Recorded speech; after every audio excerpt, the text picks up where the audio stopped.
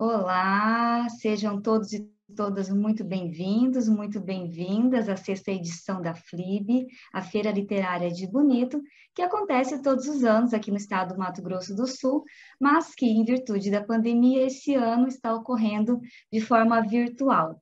Hoje eu tenho um prazer enorme, uma alegria imensa de receber aqui para um bate-papo sobre literatura infantil e juvenil o premiadíssimo autor Ilan Brenner. Ilan, seja muito bem-vindo, muito obrigada pela sua presença aqui conosco. Ai, Giovana, eu que agradeço. Vou te falar assim que adorei a Taí, na verdade, assim, Bonito, eu conheço Bonito, uma das viagens mais lindas que eu fiz na minha vida, com a minha esposa, grandes aventuras, uma cidade encantadora. E eu estava assim, na verdade, quando fizeram contato comigo, acho que tem mais de um ano, dois, assim, era para tá aí presencialmente. Nossa, eu falei, nossa, vou levar as minhas filhas grandes também. Ia ser uma festa, ia ser demais, uma festa literária, uma festa da natureza, eu amo a natureza. Mas que bom que a gente pode ter também agora esse contato aqui via online. Eu agradeço demais o convite. Obrigada, Ilan. Vamos sim combinar uma próxima oportunidade para a gente fazer uma grande festa, né? Uma festa dos livros, uma festa da natureza, uma festa da família. Essa é a ideia mesmo da Feira Literária. Oi, Ilan, você é um autor premiadíssimo, né? Escreveu, apesar de ser muito jovem, a gente está vendo aqui, escreveu mais de 60 livros, uma máquina de escritura você. Me diz uma coisa, quando foi que você iniciou a exploração da potência da linguagem literária a partir do olhar da criança?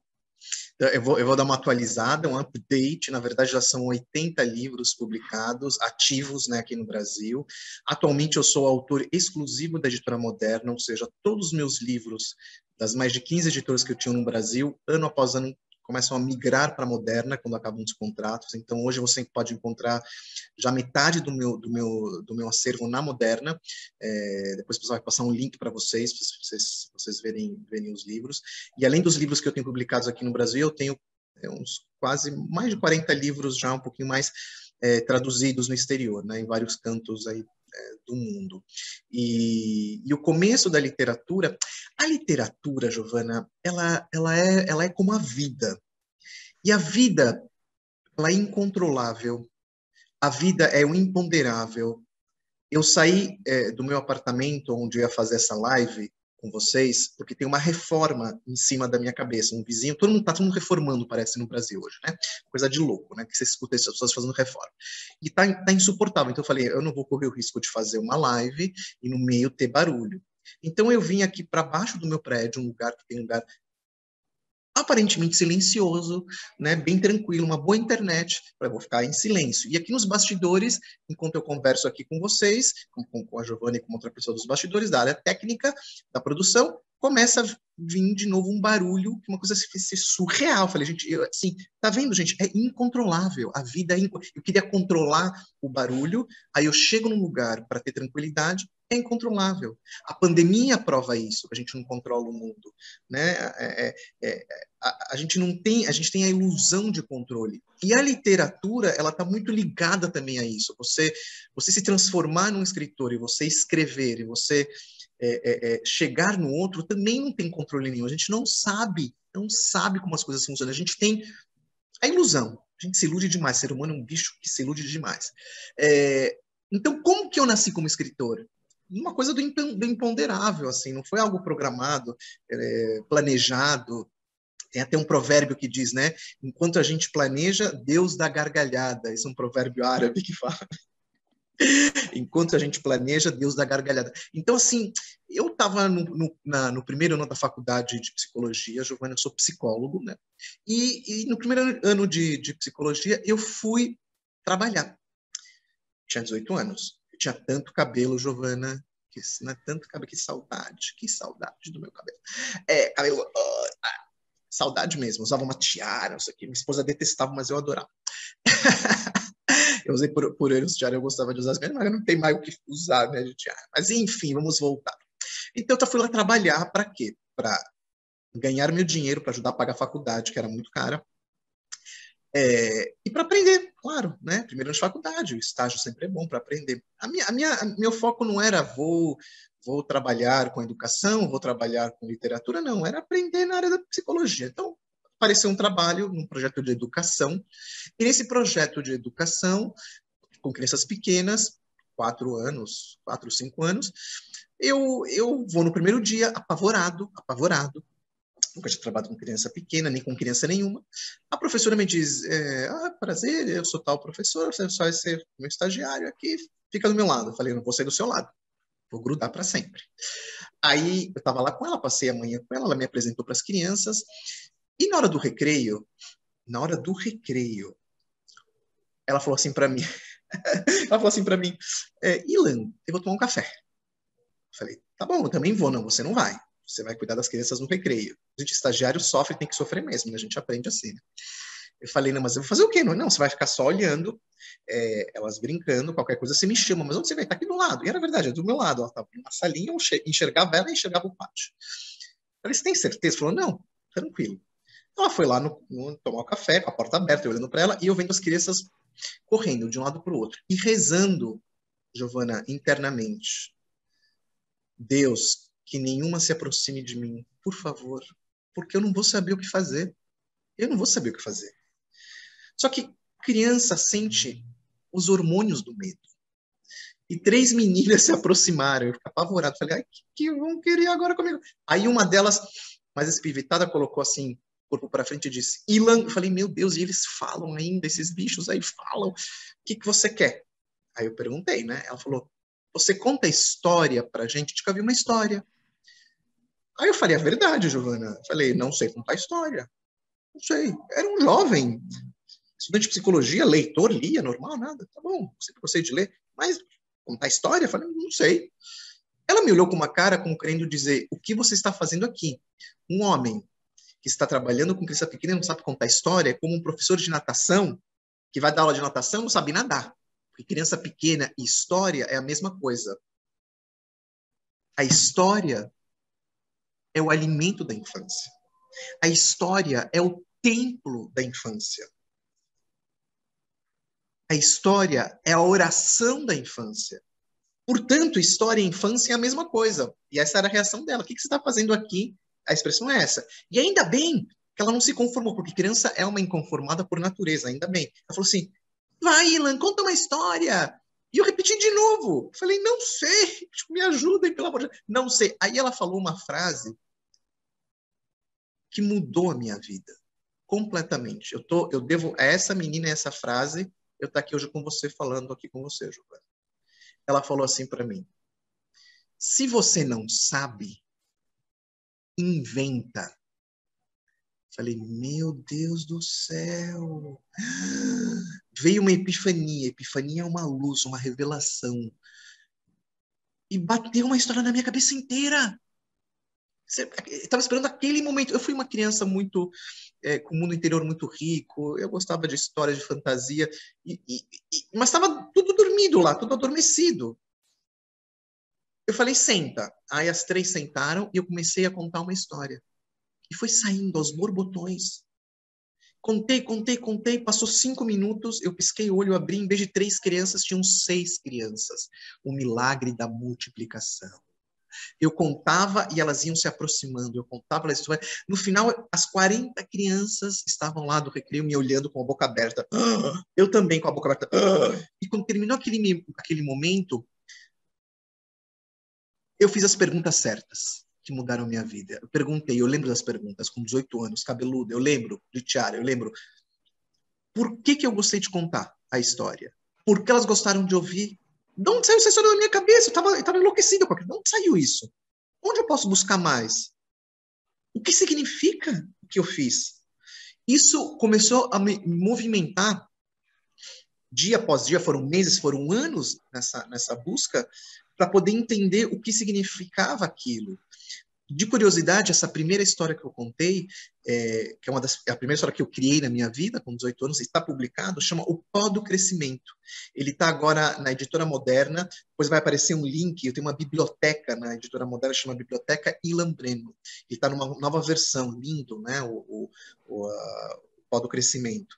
E essa frase, você não sabe, inventa, Giovana, faz parte de um módulo inteiro, de um curso que está rolando numa plataforma internacional que chama Doméstica, e que eu ensino as pessoas que querem escrever para criança como a gente pode começar na carreira de escritor, ou de uma forma amadora, que você quer começar a escrever para criança. É um curso lindo, pode ser feito em qualquer lugar, quando quiser, aonde quiser, super barato. E é um módulo assim, é só ir lá e ver. O pessoal vai colocar o link também do curso para vocês verem. Então, esse foi o começo da minha carreira de criador de histórias, não de escritor, porque a ponte entre a oralidade e a escrita veio alguns anos depois, porque eu comecei a contar histórias oralmente, e chegou um momento que a demanda foi tamanha. Giovana, você não tem noção onde eu contei histórias. Eu comecei com 18, mas eu fui indo. Eu fiz, assim, festivais internacionais. Eu tenho casos engraçadíssimos na Colômbia, na República Dominicana, na Espanha, por todo o Brasil. Eu já fiz até casamento, eu fiz contando histórias. Trabalhei em assentamento sem terra contando histórias. Trabalhei em trens contando histórias, num trem contando histórias. Trabalhei em hospitais públicos pelo Brasil, sempre narrando. Só que como que eu fiz essa ponte para o escritor? Porque chegou uma época da minha vida que a demanda era tanta, e a demanda era por quem? Por mim. Ilan, pessoa física. Ilan, você fica aqui em Recife? Eu falei, não, mas como assim? Porque a gente quer te ouvir contando histórias. Eu falei, mas eu tenho que ir embora. Ah, não, vem para minha casa contar histórias. Não dá, eu tenho que ir embora. Então as pessoas me queriam ou queriam a minha história? De repente eu reparei, eles queriam a história. Claro que elas gostavam do jeito que eu contava, mas era a história que elas queriam. Eu falei, então, vou começar a registrar essas histórias, porque algumas que eu comecei a inventar, que eu vou embora, mas o texto ele fica. Tem esse poder. Enquanto a gente está conversando aqui, Giovana, olha que coisa maluca. Eu nem penso muito nisso para não ficar maluco, tá? Mas enquanto a gente está conversando aqui, tem gente lendo as minhas histórias no interior do Acre, no interior do Amapá. Eu sei porque as pessoas se comunicam comigo. No sertão nordestino, na Serra Gaúcha, nos grandes centros urbanos do Brasil. Enquanto a gente está conversando, tem gente lendo as minhas histórias no Peru, na Colômbia, em Neuquén, que é a área nevada da Argentina, no sul da Argentina, perto já da Patagônia.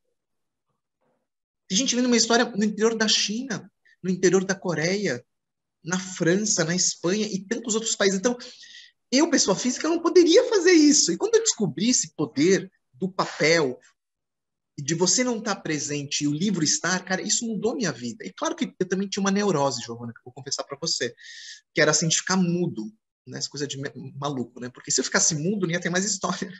Então, assim, eu tinha uma neurose, tipo, se eu perder a voz, tudo que eu criei foi embora. Então, deixa eu registrar também. Aí juntou a maluquice com essa coisa do livro. E realmente, quando eu comecei a publicar meu livro, eu comecei a publicar os meus livros, eu comecei a perceber exatamente isso, né? Esse poder de disseminação e de... Eu tenho relatos das coisas mais, assim, de chorar esses anos todos, de como que os meus livros chegam em lugares distantes e o impacto que esses livros fazem, proporcionam para os outros, como fornecem memórias. Eu chamo isso de... o escritor, ele transplanta memórias para o outro. A gente consegue trabalhar com a memória do outro, a gente tem uma marca do outro, e que é bacana. Nossa, eu me estendi agora aí na resposta, mas é isso. Delícia te ouvir aqui enquanto você falava, eu fiquei conjecturando várias ideias, né? E como é bonito você falar que a escrita tem esse poder de estar em todos os lugares, em diversos territórios. Ao mesmo tempo, é essa potência da escrita que me faz ficar cada vez mais fascinada pelas artes, sobretudo pela literatura, né? E aí eu fiquei pensando, nossa, existem vários pedacinhos de Ilan pelo mundo, né? Que coisa incrível! E fiquei pensando também sobre outras coisas que você falou, sobretudo acerca dessa relação da vida com a escrita, né? O quanto essa fronteira entre vida e escritura, ela é muito tênue, porque eu, sem literatura, não me vejo como sujeito, né? E, ao mesmo tempo, me reconheço na literatura, né? Então, a literatura sem sujeito, ela também não existe, né, Ilan? Então, é sempre esse diálogo muito, muito próximo. A potência da linguagem literária, ela consegue abarcar as nossas vivências e a gente consegue recriar, a partir disso, muitos outros mundos, muitos outros universos. E falando sobre isso, você escreveu vários livros, que me parecem que têm uma relação muito próxima, né, da sua vida cotidiana com a escritura. Eu queria que você falasse, Sila, por exemplo, da Cicatriz ou do Papai é Meu, que são histórias lindíssimas que eu amo. Também amo o Pó do Crescimento, que você citou, né, que é a história do menino que plantava pé de tudo quanto era coisa, né? Tinha até pé de lasanha, que delícia! Ai, eu queria ter esse pó mágico. Então, assim, eu funciono em 3 caminhos literários, né? Quando as pessoas procurarem os meus livros, no link que eu passei para vocês, ou pela internet, é bem clara essa divisão, assim, dá para ver. Duas divisões são bem claras, talvez uma terceira fique um pouco mais assim, precisa prestar mais atenção.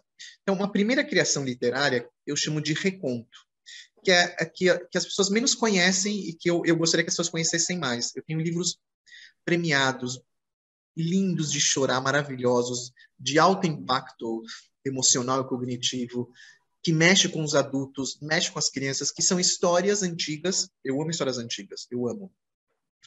Amo histórias antigas. Tem um escritor que chama C.S. Lewis. C.S. Lewis é o autor das Crônicas de Nárnia. E ele escreveu também muitos livros sobre reflexões, sobre o pensamento, sobre várias coisas, né? Um grande pensador. E em um desses livros ele fala que os leitores deveriam ler durante um ano um livro contemporâneo, ou seja, de um autor contemporâneo, vivo, né? E 2 livros antigos, de autores já falecidos, coisas antigas, né, clássicos e tudo mais.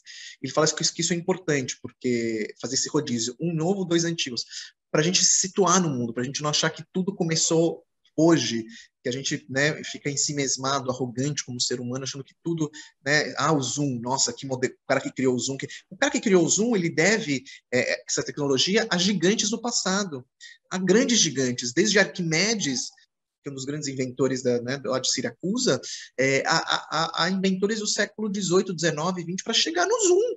O Zoom não é a criação do cara. O cara teve ideia, claro, fazer isso, mas ele juntou toda uma informação, todo um conhecimento que ele não criou sozinho. Ninguém cria sozinho. É sempre um legado, sempre, né, a gente tem o celular que a gente tem hoje, são séculos de desenvolvimento. Né? Nos últimos 2, pelo menos, você vai ter desde o cara que criou, se não tivesse o código Morse, não ia ter celular. O código Morse, o Graham Bell, né, o Thomas Edison, e assim vai indo. E os teóricos da física, os teóricos da química, e os teóricos... Né? Hoje a gente entra numa ressonância magnética, mas, cara, antes da ressonância, a gente teve que passar pela Marie Curie, pela radioatividade, teve que passar por várias coisas para chegar nisso. Então, as pessoas que são intelectualmente honestas, os grandes gênios que são honestos intelectualmente, porque tem alguns que não são, mas alguns que são, eles sempre reconhecem isso. Então, o Isaac Newton, que é um físico dos mais famosos do mundo, talvez ele e o Einstein sejam os caras mais famosos do mundo na área da física, o Isaac Newton dizia que ele só chegou onde ele chegou no topo do mundo da física e da intelectualidade lógica. Ele falou assim, eu só cheguei onde eu cheguei porque eu estava em cima, né, dos ombros de grandes gigantes, ou seja, eu estava em cima de gigantes, eu não ia chegar, porque antes dele teve Galileu, teve Giordano Bruno, que perdeu a vida para né, reafirmar o que ele acreditava.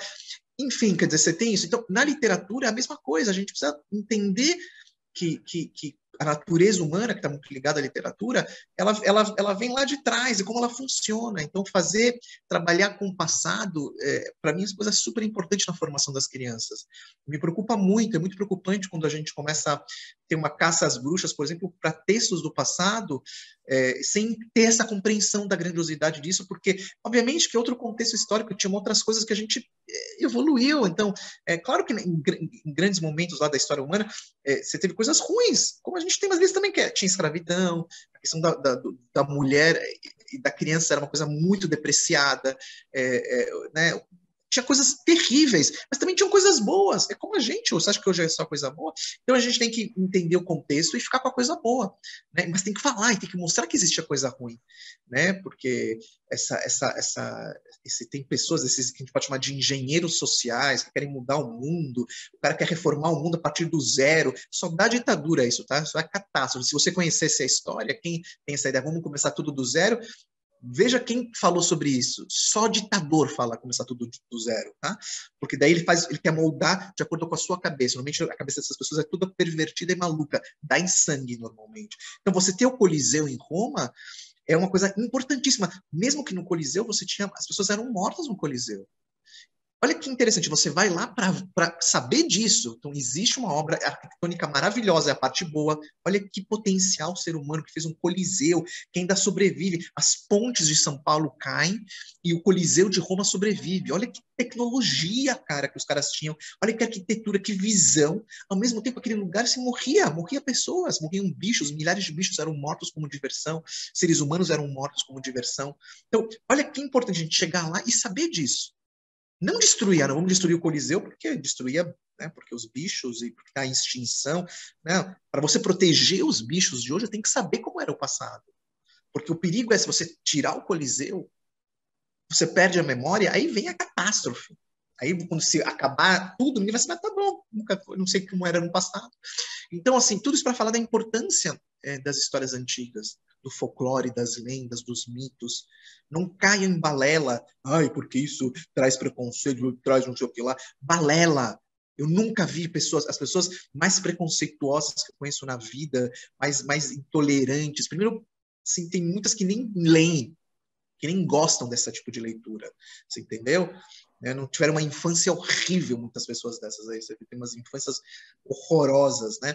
Então, assim, não tem relação nenhuma. Ao contrário, quanto mais a gente conhecer essas histórias do passado, mais forte ficamos como seres humanos. Mais podemos combater a intolerância, mais podemos combater as desigualdades do mundo com aquelas histórias.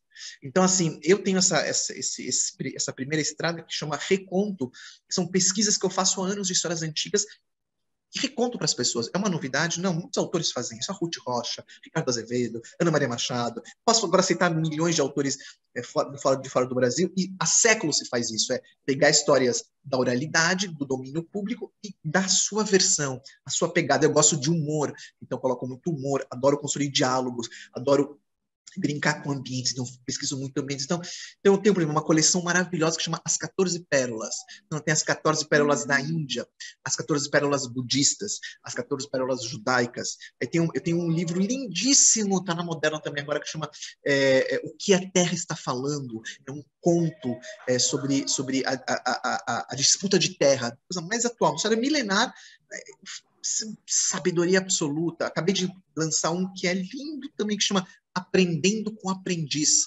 histórias de mestres e alunos. Então, coletei histórias de várias épocas do passado da relação entre aluno e professor, quando o aluno ensina o professor, quando o professor ensina o aluno, coisas engraçadas, sábias. Eu tenho O Alvo, que é um livro bastante conhecido, que tem um buraquinho no livro, no meio. Eu tenho um livro que chama Uma Viagem em 37 Histórias, recontos. Eu tenho uma segunda estrada literária, que é clássica, Giovana. Aquela coisa de você estar andando, vem uma ideia, pá, e você vai desenvolver ou não, vai para o lixo, depois você vai ver. Eu tenho alguns livros nessa seara. Eu tenho muita ideia quando eu estou caminhando, eu tenho muita ideia quando eu estou tomando banho. Então, se eu não tomar banho, não tem livro. Então, você está tomando banho, você vai ter ideia e tudo mais. Então, um exemplo dessa seara de livro, por exemplo, um livro novo que eu fiz agora, que chama Refugiados. É um livro lindíssimo. Estava tomando banho, me deu um insight. É um livro só de imagens, capa roxa, capa dura, da Moderna. É uma coleção da Moderna que chama Imagens que Contam Histórias. Gente, vocês vão amar essa coleção, está fazendo um sucesso. Chama Imagens que Contam Histórias. Tem o Refugiados, Famílias, que é um livro engraçadíssimo, Famílias. O Enganos, que é um livro também de super sucesso de sombras e tudo mais. E um que acabei de lançar também para brincar horas com as crianças, que chama Parece, Mas Não É. Que tem uma Mona Lisa na capa. Tudo capa dura, colorida. Dê uma olhada que é bem legal. E a terceira estrada, essa que é a mais conhecida, que você citou, por isso que você citou, porque é a mais conhecida, que é a estrada que eu chamo de narrativas do cotidiano. Eu me vejo um pouco como um pescador do cotidiano. Eu estou sempre esperando coisas acontecerem, aí eu coloco a minha vara de pescar, acontece alguma coisa, eu pesco o cotidiano, pego aquilo e com aquele acontecimento, com aquele fato, junta, tem uma colisão com a minha própria vida, com as minhas neuras, com as minhas loucuras, com o meu amor, com o meu ódio, com a minha infância, se choca comigo. E desse choque do cotidiano que eu pesquei com com o meu mundo psíquico, vai nascer literatura. E nessa categoria estão mais famosos, os livros mais famosos, como você citou, e mais traduzidos também no exterior. O Papai é Meu, A Cicatriz, até As Princesas Soltam Pum, Pai Não Fui Eu, A Menina do Avesso, Pai Cabide, Mamãe Lobo, não, Manhê, Conversa para Pai Dormir. Então, são todas nessa categoria de narrativas contínuas. Se você pegar A Menina Furacão e O Menino Esponja, que é um livro maravilhoso, vocês vão amar, também está nessa categoria, porque a minha filha é a Menina Furacão, né? Ela está agora adolescente, ela continua, a gente não mudou. Você imagina, era furacão pequena, agora com 14 anos é furacão. Você imagina o que é uma adolescente furacão de 14 anos, né? Roqueira, guitarra, eu adoro, eu adoro. Às vezes eu posso de vez em quando, ela não é tão engraçado que ela não gosta de aparecer, né? Ela é muito engraçada, então não gosta de aparecer o rosto dela, então ela é linda, e ela não gosta de aparecer, então eu sempre filmo ela, falo, pai, põe mas só eu tocando. Então, de vez em quando eu coloco no meu Instagram, ela tá com rock legal, bacana, gosta de Queen, gosta de Iron Maiden, gosta de muita coisa bacana. De vez em quando eu coloco no meu Instagram, eu não coloco muita coisa particular, mas isso eu coloco porque eu tenho orgulho. Eu vou lá e coloco assim, ela tocando a guitarra dela, Menina Furacão. Ela, Menina Furacão, quando vocês lerem, ela que é a Menina Furacão. No Instagram, depois o pessoal vai colocar também, que é o @ilan.breno, vocês vão encontrar. Ila, eu vou usar a sua metáfora aí de pescador, vou pescar aqui algumas coisas que você acabou de nos dizer para a gente conversar mais sobre, né? Quando você fala das histórias antigas, né, do legado que essas histórias nos deixou, eu gostaria que você também falasse um pouquinho sobre o legado da literatura infantil para a formação do leitor, porque eu não acredito que exista um leitor que não passe, né, pela leitura infantil, pela leitura juvenil. De alguma forma nós passamos. Eu, particularmente, morava na minha infância numa cidadezinha muito pequena, 8.000 habitantes, e nós não tínhamos biblioteca, tampouco livrarias, mas meu pai contava histórias para nós. Eu lembro que meu pai colocava de um lado da perna eu e do outro a minha irmã e contava muitas histórias para nós, né? E isso ficou na minha cabeça. Aí eu lembro quando eu fui para a escola, no finzinho assim da sala tinha uma estante com alguns livros, e eu me lembro até hoje, Ilan, das imagens, das histórias, e era sempre assim, era um prêmio ler o livro. Quem terminasse a tarefa primeiro podia ir até o final da sala e pegar o livro. Nossa, era o máximo, eu corria para fazer a tarefa, né? E poder, né, ir até aquele espaço mágico. Então, hoje, como leitora, eu não consigo me imaginar sem essas leituras da minha infância, sem essas leituras juvenis. E é esse o grande legado, né, que a literatura para crianças deixa, né? A formação de leitores e leitoras. Eu vou te contar uma fofoca sobre isso. O pessoal gosta o pessoal adora fofoca. Fofoca é história, né, gente? Santo Agostinho falava, né, do murmúrio, o mundo para quando o pessoal começa a murmurar. A gente ama uma boa fofoca. O ser humano é assim. Então, vou contar para vocês. Eu estava numa feira literária muito famosa no Brasil. Não vou falar o local e vou deixar anônimos né, os protagonistas da minha fofoca. Então, eu cheguei no hotel, antes da cidade onde estava rolando a feira, encontrei uma autora conhecida minha, a gente se cumprimentou na recepção, e ela foi me apresentar um autor que escreve para adultos. Eu conhecia esse autor de nome, tinha lido os livros dele, um grande autor, multipremiado para adultos. E ela me apresentou, falou, isso aqui é o Ilan, ele escreve livro para criança. E na hora que ela falou livro para criança, esse autor, que eu não vou citar o nome, ele fez um gesto com a mão mais ou menos assim, criança, ele fez assim, isso é para criança. Aí a minha amiga ficou bem constrangida, né? Mas assim, é que ela não me conhece, né? Eu falei, sim, escrevo para criança. Aliás, quando ele fez esse gesto, tipo, querendo dizer alguma coisa menor, você entendeu? Que ele escreve para adulto. Aí eu falei para você, aliás, você sabe, né? Que se não fosse por mim, você não ia ter leitores, né? A minha amiga estava lá exultante. Falei assim, olha, eu preparo os leitores para lerem seus romances, que são excelentes, aliás. Eu quero saber de enfiar a cara. Assim, você acha que as pessoas vão ler o seu romance se não passarem por um processo? Isso não existe, por um processo não tem isso. Você faz a escola para fazer o Enem. Ninguém vai lá e faz o Enem de cara. Isso não existe. Então, assim, é exatamente isso. O cara era para ficar constrangido mesmo, né? Porque os autores adultos que escrevem para adultos, eles não existir se não passasse pela, né, se as crianças não tivessem essa formação, né? Quer dizer, quanto mais a gente tiver uma literatura infantil de qualidade, mais leitores qualificados os romancistas vão ter, os autores de não ficção vão ter. Então, o papel da literatura infantil é um papel importantíssimo. Assim, na Europa, na Ásia, nos Estados Unidos, isso já está dado, né? Isso é uma coisa assim que é tão forte nessas sociedades, é uma coisa tão ligada. Eles sabem que sem isso não tem leitor, não tem cientista, não tem intelectual, não tem pessoas que possam pensar o mundo, transformar o mundo.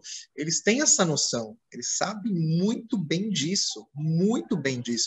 A ciência, que é essa coisa que a gente tanto está falando agora, porque precisa falar, né, por causa da pandemia, a ciência, uma parte dela ela só existe porque as crianças que viraram cientistas se formaram lendo livros, e livros de ficção, livros de... O Einstein adorava literatura.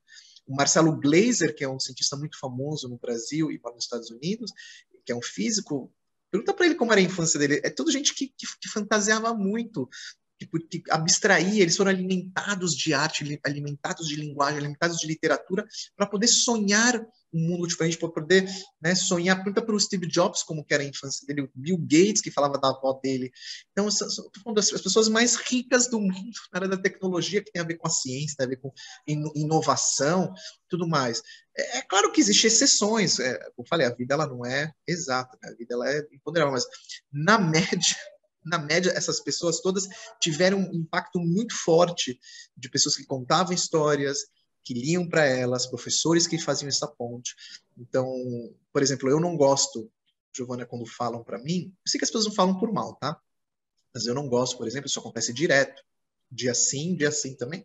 Você tá lá, as pessoas não falam para mais. Quando eu falo assim, Ilan, qual é o seu próximo livrinho? Né? Gente do céu, eu estudo tanto, eu sou psicólogo, eu fiz mestrado na USP, eu fiz doutorado na USP. Cada livro que eu faço, eu demoro meses, anos até ele ficar pronto, né? Porque não é só o texto, eu gosto de fazer o livro mais lindo, a gente pensa no papel, pensa no ilustrador. Estou agora num processo vai chegar mais 18, 19 livros na Moderna, de outras editoras, né? Mas a gente está refazendo tudo, e são meses para a gente buscar o ilustrador ideal, o formato, a problemática que tem isso, da leitura, enfim, a gente tanto estudo, tanta energia que a gente coloca no livro, para a pessoa falar livrinho, e a pessoa não fala por mal, ela fala porque isso já tá o autor que fez assim, sabe? Tá isso na cabeça ainda da galera, que é uma coisa menor, que é para criança. Gente, para criança é maior, para criança não é menor. De 0 a 6 anos é a janela de oportunidade para o mundo dela. Se a gente falhar muito de 0 a 6, a gente está frito, a gente tem falhado no Brasil. Porque quando você não tem saneamento básico na metade do país, já falhou. Porque não adianta falar de literatura se o cara não tem privada, não tem esgoto, porque daí tem difteria, e a difteria ela vai dar problemas, tem anemia, tem problemas, isso vai pegar o cognitivo, vai chegar atrasado na escola. Vocês entenderam? Quer dizer, essa é uma coisa, 0 a 6 anos é tudo, então você não pode falar, né? É tudo. Se você fizer um bom trabalho de 0 a 6 anos, e por isso que a Escandinávia, a Europa e a Ásia estão no topo da lista da educação e do desenvolvimento, Estados Unidos também, porque 0 a 6 anos é o foco dessa galera, eles dão o sangue por essa faixa etária. É o melhor salário, um dos melhores salários dos professores em alguns lugares, como na Escandinávia. São bilhões e bilhões colocados nessa faixa etária, não na universidade, como no Brasil. Nada contra o universitário, gente, mas a gente fez tudo errado. A gente fez tudo errado. A gente começou o prédio pelo topo, você entendeu? Por quê? Porque o universitário vota. Ele vai lá e vota. A criança não vota. Então, o político, ele vai falar, é porque é importante 0 a 6, mas não investe, porque criança não vota. Precisa crescer para votar. E o cara que está na universidade, ele vota. Então, vou investir na universidade. Pode investir, claro, mas não nessa quantia que a gente fez nos últimos anos no Brasil. Está errado, está errado. Esse dinheiro tinha que estar na educação infantil, tinha que estar nas creches. E também lá, fazer uma coisa mais equilibrada. Mais equilibrada, vocês entenderam? Porque lá eles fizeram assim, deu certo. A gente tem que repetir o que deu certo. O Biden, que é o presidente americano, ele fez um discurso agora nos Estados Unidos, um discurso... Cara, como eu gostaria de ouvir isso. Eu ouvia já isso aqui no Brasil, mas ninguém faz. Eu vi gente falando sobre isso. Aliás, eu comentei isso em programa de rádio, né? Políticos falando, mas só fala de boca para fora. Lá o cara falou e vai fazer. Ele falou durante algumas horas no Congresso americano sobre o projeto que ele tem para o país. E o que ele falou para 0 e 6 anos é de chorar. O presidente da potência, da maior potência do mundo, falou de 0 a 6 anos, de como ele vai ajudar os pais para darem o melhor nessa idade, em grana, em educação, em bolsa, em equipamentos de primeira. Isso envolve literatura. A mulher dele é educadora, isso faz toda a diferença. A professora, a mulher do Biden é professora, faz toda a diferença. Cara, eu chorava, eu falei, gente, o cara tá falando de 0 a 6 anos nos Estados Unidos. Cara, isso é uma coisa chocante. Então, assim, isso para te falar a importância que a literatura infantil deveria ter no nosso país. Mas não tem, tá? Deveria ter. Deveria ter. Então, vocês, por exemplo, quando chamam um autor para uma feira de livros que escreve para criança, isso é a importância que a gente tem que ter. Vocês estão de parabéns. Vocês estão de parabéns. Eu poder falar numa feira onde tem autores que falam para adultos também, né, de igual para igual, é exatamente isso, é isso que a gente tem que fazer, porque nós que fornecemos todo esse alimento para os leitores adultos. Então, não falem mais livrinho, por mais que seja uma coisa carinhosa e por mal, mas pensem nisso, não é livrinho, tá? É livro. Claro que você está na sua casa, você pega uma coisa pequenininha, tá bom, mas no geral não é. Tem livros de 32 páginas ou 64, a Giovana sabe muito bem, que são muito melhores que romances de 300 páginas. Eu que sou um leitor ávido, eu leio muito, eu já li romances, é que eu sou masoquista, Giovana, eu vou até o final, mas eu já li romances de 200, 300 páginas, lixo, isso é lixo, assim, você assim, não presta, assim, coisa horrorosa, deixa lá do lado e não lê mais, né, assim, porcaria, e já li livros, fundos meus, de colegas, ou livros de fora, de 32 páginas, 60, 64, pura poesia, de um impacto emocional. Você sabe disso, Joana, a gente pode chorar com um livro infantil, se emocionar, tem assim, mexe muito, quando ele é bem feito, ele tem uma potência incrível, incrível. Tem muito adulto que tem livros e nem tem filhos, e tem livros infantis em casa, porque são de altíssima qualidade. E a literatura, sendo arte, ela não tem idade, ou ela é boa ou ela é ruim. Então, se ela é boa, ela vai agradar gregos e troianos, entendeu? Eu assistia teatro infantil com as minhas filhas, muito teatro infantil. E quando eu ria do teatro infantil, junto com as minhas filhas, eu falava, nossa, é muito bom, porque o cara conseguiu pegar o pai e a criança. E quando eu ia para um teatro e as minhas filhas estavam meio olhando assim, e eu achava meio chato também, era chato mesmo, porque não conseguia, porque ele achava que tinha que descer, né? As pessoas acham, não, a criança tem que descer. Não tem que descer. Uma coisa é ser simples, singelo, outra coisa é ser simplista, que é bem diferente. Eu gosto da simplicidade, eu gosto do singelo, mas ser simplista, mastigar para a criança porque acha que ela não é capaz, isso aqui lá, isso é um erro, completamente. A gente já tem provas disso, completamente. É quando você assistir desenhos da Pixar, você se emociona demais, porque eles têm essa noção que pega adulto e criança. Tem gente que se esbalda de chorar no Toy Story. Quer dizer que você é criança, bobo, tem algum problema? Não, quer dizer que é muito bom e a gente consegue aproveitar tanto quanto a criança. Eu vi um curta-metragem, cara, esse dia da Pixar também, da Disney. Meu Deus, eu tava assim, tão emocionado que chama acho que Bo, história de uma mãe chinesa que ela faz bolinhos, não sei se vocês chegaram a ver isso, mas ela faz uns bolinhos, acho que até ganhou um Oscar, sabe?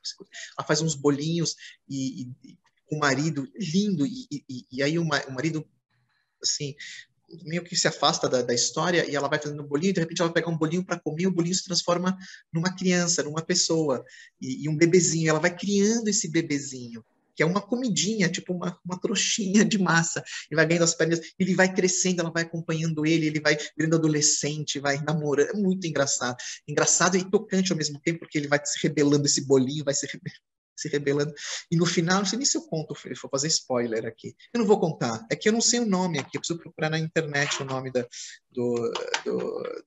coisa aqui. Não, depois, então eu vou contar, depois vocês procurem, eu vou contar, tô nem aí, vou contar spoiler. Aí assim, aí ela vai fazendo esse bolinho, tudo mais, que já é uma pessoa, que é um adolescente rebelde, que não quer mais, e a mãe o tempo inteiro fica em cima desse filho bolinho.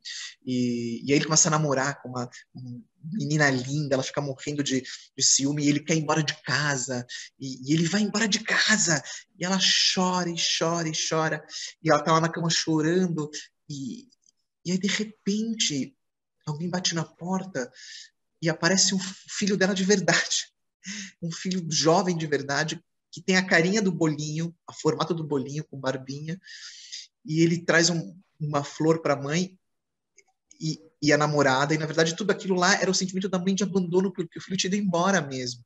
E o filho traz a namorada e abraça a mãe, e aí a família toda faz os bolinhos, ele faz junto com gente, é lindo. Vocês têm noção que lindo? É uma poesia, e não tem uma palavra.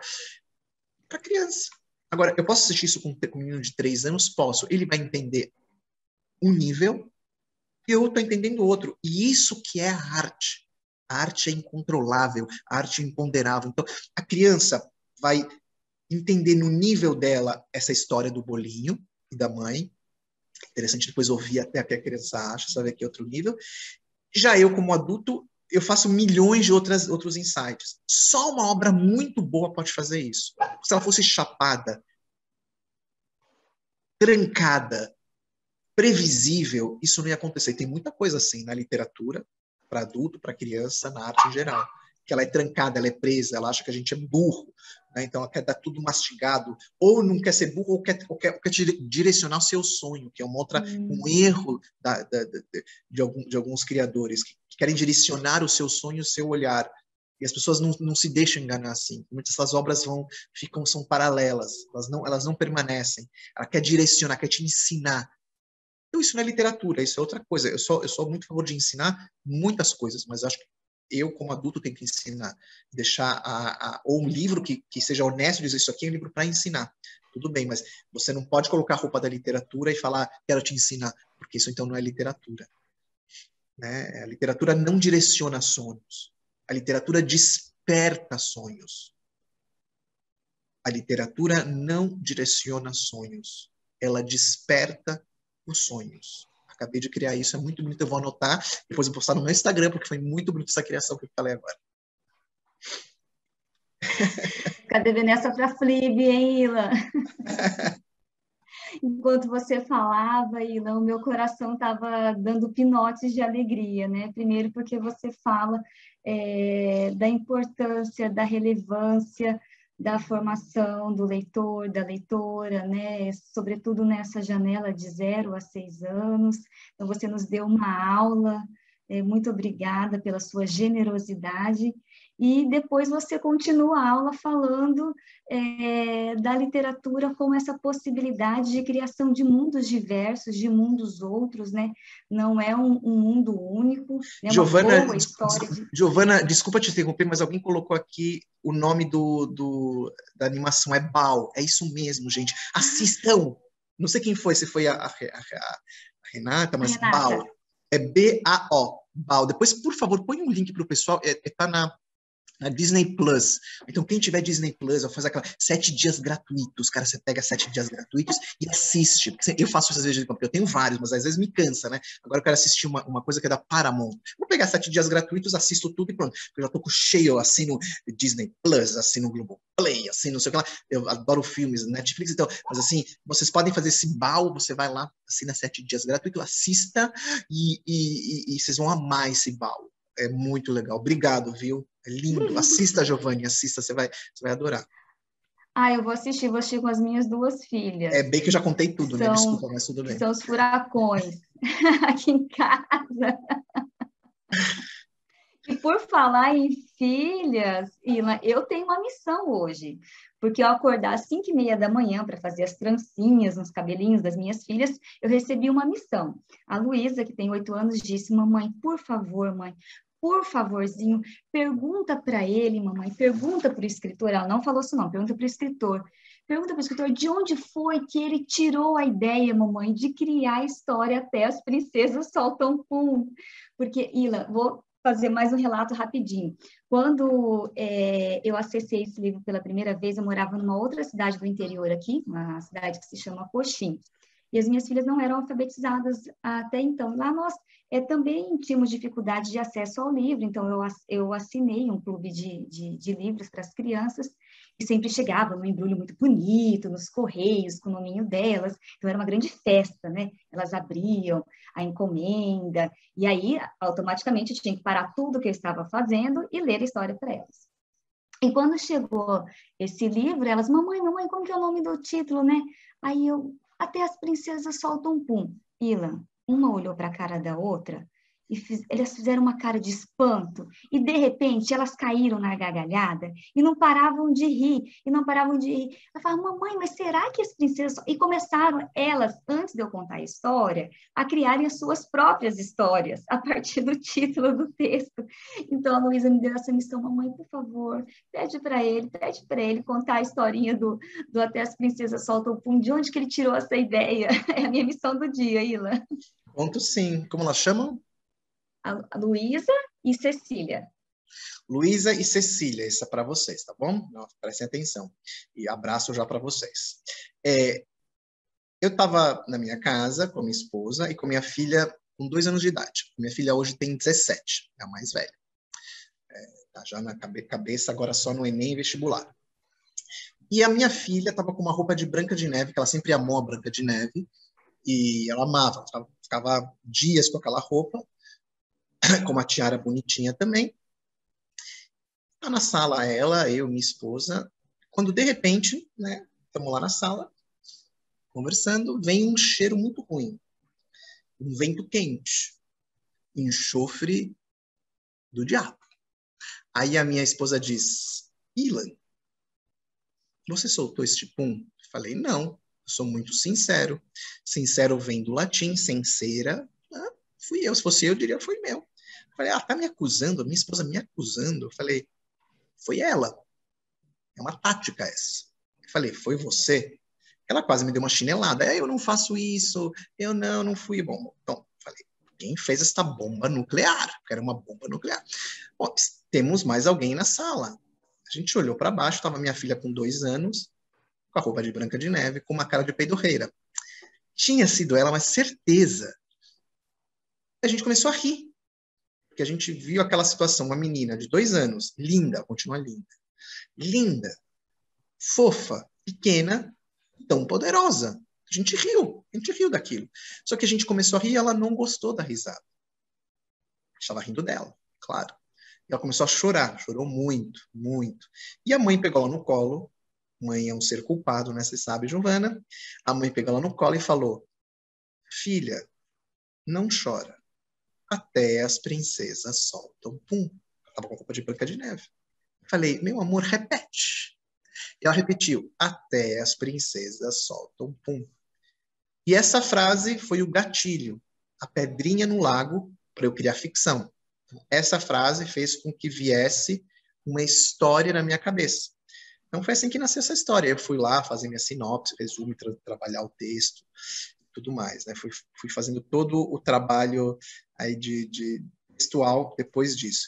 E as pessoas, engraçado que as pessoas às vezes não sabem que entre os 2 livros dessa coleção, você tem O Pai, Todos os Animais Soltam Pum, e tem o livro secreto das princesas que soltam pum, que a Laura cresce. Então, quem gostou desse livro vai procurar os outros 2. Aliás, o do pai já está na Moderna, mas o livro secreto está esgotado, vai chegar na Moderna só em junho. Então, ainda tem que esperar um pouquinho. Mas são esses 3 livros. Mas foi assim que nasceu. Viu aí, Luísa, como que nasceu o livro? Foi assim. Delícia. E esse livro em particular, ele foi um sucesso editorial, né? Nós sabemos, e foi traduzido para inúmeros países. Foi Você poderia traduzido falar um para... pouquinho então, ele sobre assim, esse processo? é um livro que você não dá para saber muito porque a gente não sabe por que ele faz sucesso, não dá para saber. Quem fala mente, né? ela está mentindo. Por que uma música faz sucesso? Por que uma coisa... Né, assim, sucesso se mantém, porque às vezes é um fogo de palha, né? Às vezes você tem uma música... Imagina, segura o tchan, marro tchan, tchan, tchan, tchan, tchan. Ninguém escuta mais isso, né? Mas na época fazia sucesso, né? E tem músicas que até hoje você gosta de Cartola, você pode escutar Led Zeppelin, Queen, Legião Urbana, você tem músicas que continuam aí tocando e tudo mais, e Roberto Carlos, mas você não entende muito bem por que esse e não outro, não dá muito para entender, né? As pessoas querem achar a fórmula, às vezes acha a fórmula do fogo, né, do fogo, de que apaga rápido, mas aquilo que, se você quer saber se a coisa tem qualidade, mesmo se permanece no tempo. Essa é uma chancela de qualidade, por isso eu gosto dos livros antigos, porque quando ele é ruim, na arte, tá? Na arte, quando uma coisa ela é ruim, ela desaparece, porque ela não dialoga mais com a psique humana, com o coração humano, ela vai desaparecendo. E o Livro das Princesas é de 2008, e ainda continua muito, muito presente aí, para que fique por anos aí no imaginário das crianças e tudo mais. Então, assim, o livro foi publicado, eu já tinha mais de 20 livros, e começou a fazer esse sucesso aqui no Brasil, aí virou uma peça de teatro de muito sucesso aqui em São Paulo, de uma peça que era para ser 2 meses, ficou 5 meses. E quando eu comecei a publicar na Europa, ele foi publicado primeiro na Espanha, e aconteceu algo muito parecido como no Brasil, exatamente, ele virou um best-seller na Espanha, e a editora muito boa, a editora que eu trabalho na Espanha, e ela fez o livro também reverberar, então, hoje você vai para a Espanha, em 5 dialetos que mais se fala na Espanha, galego, basco, valenciano, catalão, espanhol, meu livro está nessas línguas, se você falar que você é minha amiga, você vai ficar, nossa, vai falando, nossa, Giovana, amiga dele, porque assim, eles nem sabem se eu estou vivo, né? Porque tem uma coisa engraçada, né? Eles não sabem se eu estou vivo, porque eu sou um autor que está no livro, as pessoas não sabem que eu estou vivo, é muito engraçado. Quando eu vou para a Europa, o pessoal leva um susto, né? Ilan Brennan, XYZ, ninguém nem sabe, né? Então, assim, nem sabe, acho que é velho, já morreu, sei lá. Mas, enfim, você vai encontrar na Espanha essa repercussão como aqui no Brasil. As pessoas vão reconhecer o livro muito famoso. E também virou peça de teatro na Espanha, um musical, pequeno musical infantil, que passou alguns anos também circulando pela Catalunha. E começou a se espalhar. Então, o livro foi para a China, foi para a Coreia, está chegando agora no Vietnã, foi para a Alemanha, foi para a Suécia, foi para a Dinamarca, para a França, para Portugal. Então, você, assim, não consigo muito entender assim o porquê, nem quero entender o porquê, né? Assim, não tenho muita clareza, né? Mas que bom que aconteceu, que bom. Eu gosto muito de falar do livro e gosto muito de falar dos outros que também estão, tem muita coisa lá fora também que também faz bastante sucesso, não tanto quanto as pessoas gostam e curtem bastante também, né? E, tipo, a Menina Furacão tá pegando lá fora também, que o pessoal tá curtindo bastante. Aquela coleção que eu tenho do Telefone Sem Fio também, são livros que as pessoas gostam. Tem com o Renato, eles gostam bastante desses livros. E eu tenho um livro chamado Vó, Para de Fotografar, que está sendo traduzido agora também, vai chegar na Coreia, acho que já foi publicado agora na Coreia e tudo mais. Então, assim, funciona assim, a gente não tem muito esse controle. Tem o que dá para saber que é universal, e que eu gosto muito disso. E a questão da universalidade, ela é uma boa chancela também para o livro, né? Quando ela pega todo mundo. Então, quando um livro meu consegue pegar a Luísa, consegue pegar né, a Marie da França, consegue pegar a Maria do interior do Paraná, consegue pegar né, sei lá, Mirta da Colômbia. Então, isso é uma coisa bem, bem bacana. Ilan, você citou tantos títulos que eu gostaria tanto de falar sobre eles, né? Essa coleção que você fez a trilogia, na verdade, junto com o Renato, é apaixonante. Todo o trabalho que vocês tiveram de escolha de papel, de tamanho do livro, a gramatura, é todo um processo lindo, você sabe que completa né? 10 anos hoje não, mas esse ano 10 anos do Telefone Sem Fio, tem 10 anos. E a gente vai começar a falar bastante, Telefone Sem Fio, Bocejo e Caras Animalescas. Que é uma outra coisa interessante, porque são 3 livros, as pessoas, elas, que nem das princesas, vai saber por quê, mas elas cindem, então elas não conseguem entender. Por algum motivo, eu não consigo entender muito, mas a gente vai dar um jeito isso na Companhia das Letras, vai conseguir fazer, juntar, fazer, acho que sim, dessa vez a gente vai conseguir depois de 10 anos, mas a pessoa pega o telefone sem fio e não consegue, às vezes, se ligar que tem a ver com bocejo. Personagens do telefone sem fio estão no bocejo. Então, E os caras animalescas também têm a ver com o bocejo e com o telefone, a mesma estrutura, mesmo tipo de pintura, silêncio, onomatopeia, palavra, tem toda uma concepção filosófica atrás dessa coleção, e que... Mas o bom de trabalhar com livro é que a gente não tem pressa. Não tem pressa. Então, eu vou embora e os livros vão ficar. Então, assim, as coisas vão acontecendo. Você vai ver que o cara que fez o Moby Dick, que é o Melville, o autor americano, ele morreu pobre, ele morreu sem ter visto o sucesso dos livros dele. Ele publicou Moby Dick, vendeu 300 exemplares, uma vida dele trágica no final da vida. E depois que ele morreu, a coisa foi assim, até hoje se fala do Moby Dick e tudo mais. Então a gente não tem muito, essa é a prova porque a gente não tem controle. E tem livros, por exemplo, que fizeram muito sucesso enquanto a pessoa estava viva, e quando ela morreu, a coisa se esvaiu também. Não dá para saber muito. Tem a ver com por isso que eu falei, acho que basicamente com universalidade, na verdade. Acho que se o livro dialoga com a psique humana e com o coração humano e pega em pontos que não mudaram, né? Quando o livro ele é muito datado, você fala de coisas muito, acho que contemporâneas demais. E quando eu falo, por exemplo, de ciúme, da amizade, eu falo dos medos, isso é uma coisa universal. Pum é uma coisa universal. Chinês solta pum, americano solta pum, todo mundo solta pum. Então é muito universal. Todo mundo essa questão do ciúme, todo mundo ele se machuca, tem uma cicatriz, né? Todo mundo é curioso, todo mundo, enfim, você tem uma universalidade que eu acho que é uma marca de qualidade na literatura. Eu gosto muito de obras literárias que pegam essa universalidade.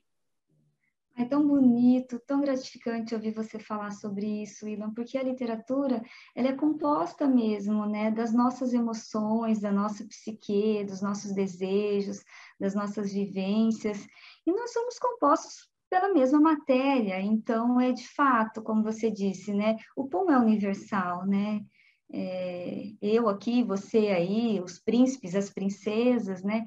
Todos soltamos pum e é muito bonito quando você fala isso, porque caracteriza de fato o que é uma boa história. Eu gosto muito de ouvir a Eva Fornari, ela sempre diz uma boa história, e é isso, né? Então, esses seus mais de 80 livros, eles estão aí, a sua construção, o seu projeto intelectual, ele está aí porque é um projeto baseado numa boa narrativa, né? E Giovana, Ah, eu tenho também, é legal falar também, que eu tenho também livros para adultos, né? O pessoal acha que a gente escreve. Eu tenho 3 livros para adultos e estou fazendo mais 3 para adultos nos próximos anos, já estão encaminhados. Então, eu tenho o Formando Leitores, através da liderança da escola Formando Leitores, que é o meu trabalho de mestrado que virou livro da letria, sobre formação de leitores. Eu tenho um que é bem conhecido, que chama Condenação de Emília, o impacto do politicamente correto na literatura infantil, que esse é do meu doutorado. Eu tenho um que eu fiz com Pondé, que chama Quem Tem Medo do Lobo Mau, que eu atualizo com o Pondé a questão do politicamente correto. Um livro bem curtinho e tudo mais. E vai sair agora um próximo, eu não posso te falar o título antes que o livro vá para a gráfica, mas vai sair agora, no segundo semestre, um livro também para educadores. Vocês vão amar, tenho certeza que vocês vão amar. Então, tem uma produção também que eu tenho feito para adultos, mais em não ficção, ou seja, não ficção significa mais reflexão, mais área de educação. Quem sabe um dia eu vou fazer ficção, por enquanto não. Mas, assim, eu tenho também isso. Para vocês conhecerem esses livros, também é só procurar depois lá no Instagram. Eu tenho tudo no Instagram. O Instagram tem os destaques, aí você vai lá e procura e vai achar esses livros para professores e para pais. Desculpa que te interrompi, Giovana.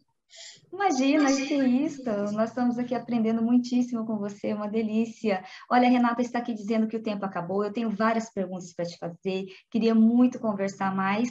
Nós vamos ter que marcar um segundo encontro, Ina. O que você acha? Acho ótimo, de preferência em Bonito e, né, no final de semana, que é muito bom para depois poder passear depois, né? Isso mesmo. Ilan, muitíssimo obrigada por tudo, gratidão pela sua generosidade, por compartilhar do seu projeto intelectual, das suas experiências, das suas sensibilidades.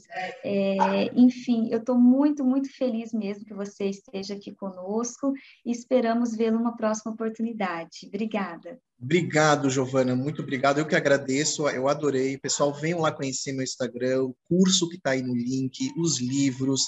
Leiam, leiam e leiam, tá? Vocês querem mudar esse país? Vocês querem mudar esse país? Vocês querem mudar esse país? São as crianças que vão mudar esse país. Que a gente está difícil, né? O adulto está difícil. Estão ligados, né? Que a gente está difícil de mudar. Então, quem vai mudar esse país e que mudou a Coreia do Sul, que mudou os Estados Unidos e que mudou a Europa, foram as crianças que cresceram neste mundo de leitura. Então, leiam, leiam e leiam para essas crianças, para mudar esse país. Tá bom? Um forte abraço para todos aí de Bonito, para todos que estão ouvindo a gente, que também não são de Bonito, que entraram aqui no YouTube e falaram, que legal, vou ver isso aqui também, tá bom? E até uma próxima, se Deus quiser. Tchau.